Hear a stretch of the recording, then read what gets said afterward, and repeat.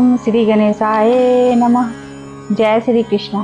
आज मैं श्रीमद् भागवत महापुराण के द्वितीय स्कंद के 9वें अध्याय के भावार्थों को पढ़ने जा रही हूँ, जिसमें श्री भगवान ने कहा, ब्रह्मा जी, तुम्हारे हृदय में तो समस्त वेदों का ज्ञान विद्यमान है। तुमने सृष्टि रचना की इच्छा से चिरकाल तक तपस्या करके मुझे भली भांति संतुष्ट कर दिया है। मन में कपट रखकर योग साधना करने वाले मुझे कभी प्रसन्न नहीं कर सकते। तुम्हारा कल्याण हो, तुम्हारी जो अभिलाषा हो वही वर मुझसे मांग लो, क्योंकि मैं मुँह मांगी वस्तु देने में समर्थ हूँ। ब्रह्मा जी, जीव के समस्त कल्याणकारी साधनों का विश्राम पर्यवसान मेरे दर्शन में ही है। तुमने मुझे देखे बिना ही उस सुने जल में मेरी वाणी सुनकर इतनी घोर तपस्या की है। इसी से मेरी इच्छा से तुम्हें मेरे लोक का दर्शन हुआ है। तुम उस समय सृष्टि रचना का कर्म करने में कृतज्ञ विमूढ़ हो रहे थे। इसी से मैंने तुम्हें तपस्या करने की आज्ञा दी थी, क्योंकि निष्पाप तपस्या मेरा हृदय है और मैं स्वयं तपस्या का आत्मा हूँ। मैं तपस्या से ही इस संसार की सृष्टि करता हूँ, तपस्या से ही इसका धारण पोषण करता हूँ और फिर तपस्या से ही इसे अपने में लीन कर लेता हूँ। तपस्या मेरी एक दुर्लभ शक्ति है। ब्रह्मा जी ने कहा, भगवान, आप समस्त प्राणियों के अंतःकरण में साक्षी रूप से विराजमान रहते हैं। आप अपने अप्रतिहत ज्ञान से यह जानते हैं कि मैं क्या करना चाहता हूँ। नाथ, आप कृपा करके मुझ याचक की यह मांग पूरी कीजिए कि मैं रूप रहित आपके सगुण और निर्गुण दोनों ही रूपों को जान सकूं। आप माया के स्वामी हैं। आपका संकल्प कभी व्यर्थ नहीं होता। जैसे मकड़ी अपने मुंह से जाल निकालकर उसमें कीड़ा करती है और फिर उसे अपने में लीन कर लेती है, वैसे ही आप अपनी माया का आश्रय लेकर इस विविध शक्ति संपन्न जगत की उत्पत्ति, पालन और संहार करने के लिए अपने आप को ही अनेक रूपों में बना देते हैं और कीड़ा करते हैं।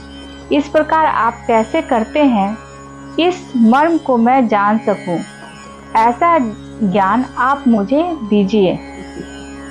आप मुझ पर ऐसी कृपा कीजिए कि मैं सजग रहकर सावधानी से आपकी आज्ञा का पालन कर सकूं और सृष्टि की रचना करते समय भी कर्तापन आदि के अभिमान से बंध न जाऊं। प्रभु, आपने एक मित्र के समान हाथ पकड़कर मुझे अपना मित्र स्वीकार किया है।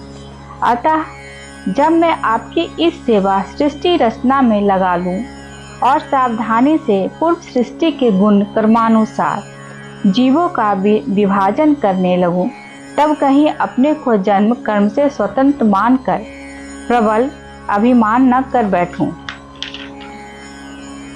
श्री भगवान ने कहा, अनुभव, प्रेमा, भक्ति और साधनों से युक्त अत्यंत गोपनीय अपने स्वरूप का ज्ञान मैं तुम्हें कहता हूँ। तुम उसे ग्रहण करो। मेरा जितना विस्तार है, मेरा जो लक्षण है, मेरे जितने और जैसे रूप, गुण और लीलाएं हैं, मेरी कृपा से तुम उनका तत्व ठीक ठीक वैसा ही अनुभव करो। सृष्टि के पूर्व केवल मैं ही मैं था। मेरे अतिरिक्त न स्थूल था, न सूक्ष्म, और न तो दोनों का कारण अज्ञान। यहाँ सृष्टि नहीं है, वहाँ मैं ही मैं हूँ, और इस सृष्टि के रूप में जो कुछ प्रतीत हो रहा है वह भी मैं ही हूँ, और जो कुछ बच रहेगा वह भी मैं ही हूँ। वास्तव में न होने पर भी जो कुछ अनिर्वचनीय वस्तु मेरे अतिरिक्त मुझ परमात्मा में दो चंद्रमाओं की तरह मिथ्या ही प्रतीत हो रही है, अथवा विद्यमान होने पर भी आकाश मंडल के नक्षत्रों में राहु की भांति जो मेरी प्रतीत नहीं होती है, इसे मेरी माया समझना चाहिए। जैसे प्राणियों के पंचभूत रचित छोटे बड़े शरीर में आकाश आदि पंच महाभूत उन शरीर के कार्य रूप से निर्मित होने के कारण प्रवेश करते भी हैं और पहले से ही उन स्थानों और रूपों में कारण रूप से विद्यमान रहने के कारण प्रवेश नहीं भी करते, वैसे ही उन प्राणियों के शरीर सृष्टि से मैं उनमें आत्मा के रूप से प्रवेश किए हुए हूँ और आत्मदृष्टि से अपने अतिरिक्त और कोई वस्तु न होने के कारण उनमें प्रविष्ट नहीं भी हूँ। यह ब्रह्मा नहीं, यह ब्रह्म नहीं, इस प्रकार निषेध की पद्धति से और वह यह ब्रह्मा है, यह ब्रह्म है, इस अन्वयन की पद्धति से यही सिद्ध होता है कि सर्वातीत एवं सर्वरूप भगवान ही सर्वदा और सर्वत्र स्थित हैं। वही वास्तविक तत्व है जो आत्मा अथवा परमात्मा का तत्व जानना चाहता है। उन्हें केवल इतना ही जानने की आवश्यकता है, ब्रह्मा जी तुम अविचल समाधि के द्वारा मेरे इस सिद्धांतों में पूर्ण निष्ठा कर लो। इससे तुम्हें कल्प कल्प में विविध प्रकार की सृष्टि रचना करते रहने पर भी कभी मोह नहीं होगा। श्री शुकदेव जी कहते हैं, लोक पितामह ब्रह्मा जी को इस प्रकार उपदेश देकर अजन्मा भगवान ने उनके देखते ही देखते अपने उस रूप को छिपा लिया। जब सर्वभूत स्वरूप ब्रह्मा जी ने देखा कि भगवान ने अपने इंद्रिया गोचर स्वरूप को हमारे नेत्रों के सामने से हटा लिया है, तब उन्होंने अंजलि बांधकर उन्हें प्रणाम किया और पहले कल्प में जैसी सृष्टि थी उसी रूप में इस विश्व की रचना की।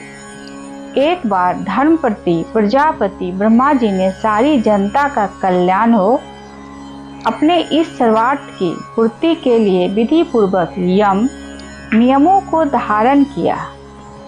उस समय उनके पुत्रों में सबसे अधिक प्रिय परम भक्त देवर्षि नारद जी ने मायापति भगवान की माया का तत्व जानने की इच्छा से बड़े संयम, विनय और सौम्यता से अनुगत होकर उनकी सेवा की और उन्होंने सेवा से ब्रह्मा जी को बहुत ही संतुष्ट कर लिया। परीक्षित, जब देवर्षि नारद ने देखा कि मेरे लोक पितामह पिताजी मुझ पर प्रसन्न हैं, तब उन्होंने उनसे यही प्रश्न किया जो तुम मुझसे कर रहे हो। उनके प्रश्न से ब्रह्मा जी और भी प्रसन्न हुए। फिर उन्होंने यह 10 लक्षण वाला भागवत पुराण अपने पुत्र नारद को सुनाया, जिसका स्वयं भगवान ने उन्हें उपदेश किया था। परीक्षित, जिस समय मेरे परम तेजस्वी पिता सरस्वती के तट पर बैठकर परमात्मा के ध्यान में मग्न थे, उस समय देवर्षि नारद जी ने वही भागवत उन्हें सुनाया। तुमने मुझसे जो यह प्रश्न किया है कि विराट पुरुष से इस जगत की उत्पत्ति कैसे हुई, तथा दूसरे भी जो बहुत से प्रश्न किए हैं, उन सब का उत्तर मैं उसी भागवत पुराण के रूप में देता हूँ। आज मैं श्रीमद् भागवत महापुराण के द्वितीय स्कंद के 9वें अध्याय के भावार्थों को पढ़ी हूँ। जय श्री कृष्ण।